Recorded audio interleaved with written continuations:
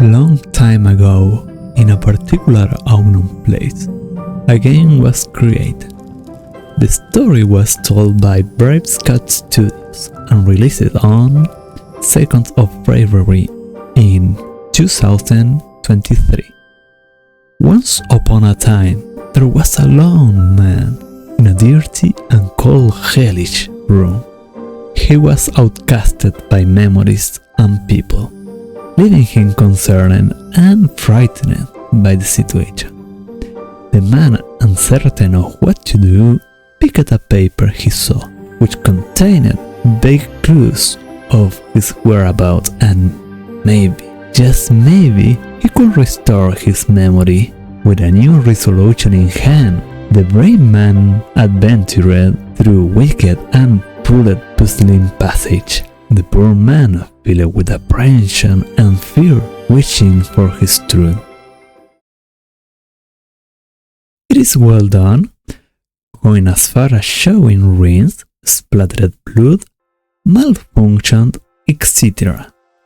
It teaches what kind of disaster befall on the place and what kind of thing you can expect in the future, making you tense up in the moments that include, yet not limited to, a simple room, a wide hall, stretched hallways. I do believe it worked well how sometimes nothing was settled, just making us believe illusion by ourselves. That itself become quite the psychological horror. To be honest, this was the worst part of the game.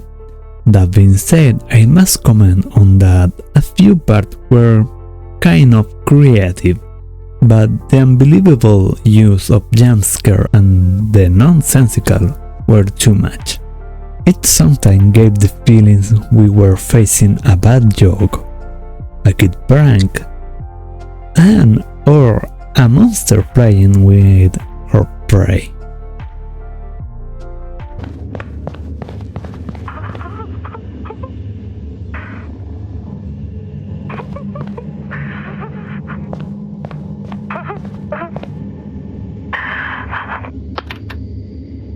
There were even a few programming issues that can clearly be seen through the game, in most part related to the jump scares, which lead to an avoidance of the jump scare, or also the monster being stuck in waiting for the player to activate the motion trigger.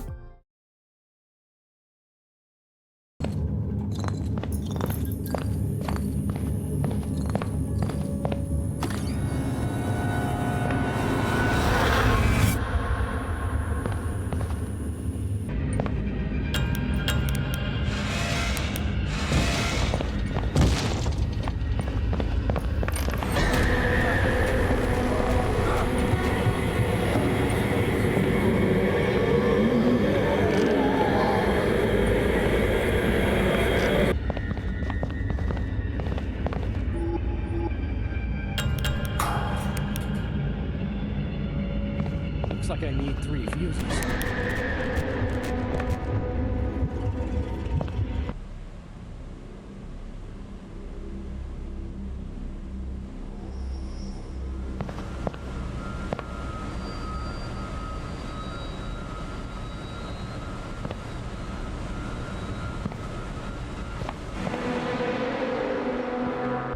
Completely boring, and also a projection of the bad thinking through the developers.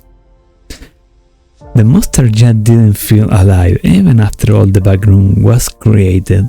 Through the story, the monster was described through a few physical characteristics, psychological issues, and behavior. The interesting and funny part of that is the monster rarely followed these same descriptions through the game, making a contradiction of lore. As it is intended, The atmosphere was good, and set the mood accordingly so the player can feel itself paranoid through the several rooms and hallways.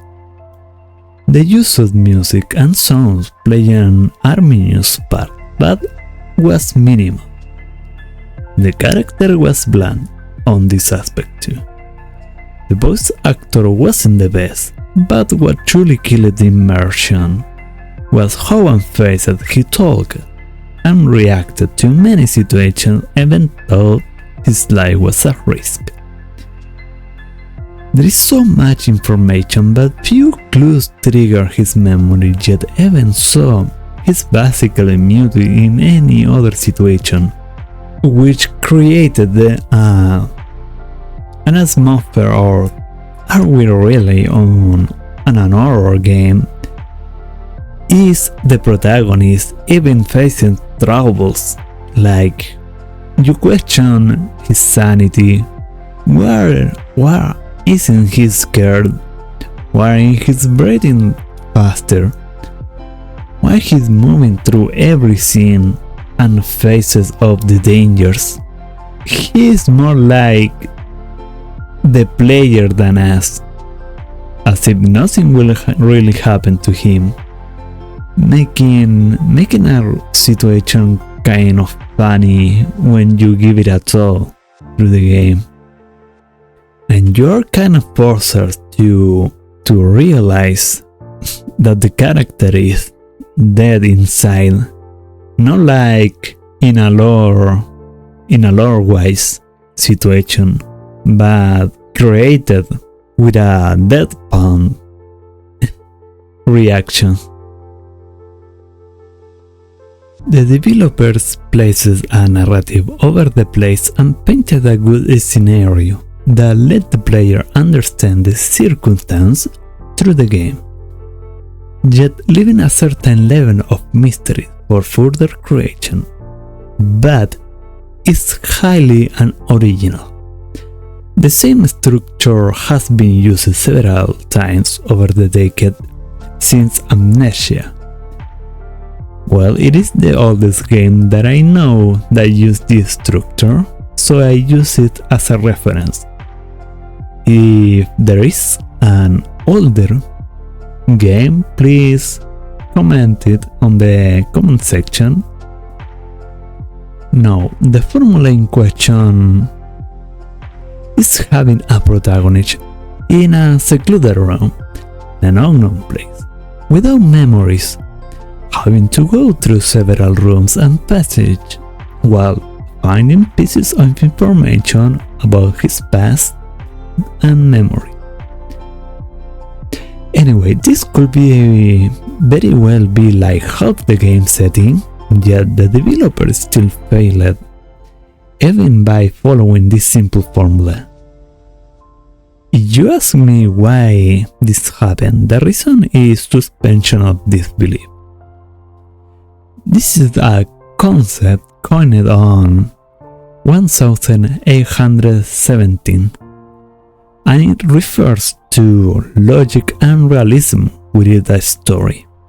As an example, if a stray dog is angry on a street, a common street, and see a fresh stick on the road, it would be logical for it to avoid it in any kind of way, like looking at it and passing by, or maybe play with it, cast it away, or don't know, whatever a dog will do instead of eating it.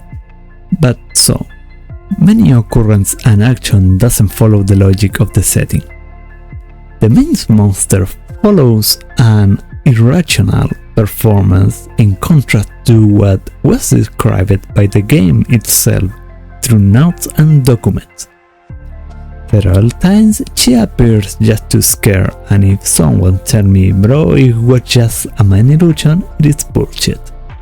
I will not buy that, because it is again against the behavior of the protagonist. It causes some kind of domino effect, and if the protagonist it is unfazed, it is quite unrealistic that it shows illusions to him. Open door deficit is clear. The elements are there, raw diamonds, you could even say, but also ordeal and refined, which could be due to a rush of decoration or simple carelessness from the developers. So with that in note, this game overall has a 5 out of 10 points. As true horror, it mostly has everything but also lacks consistency on it.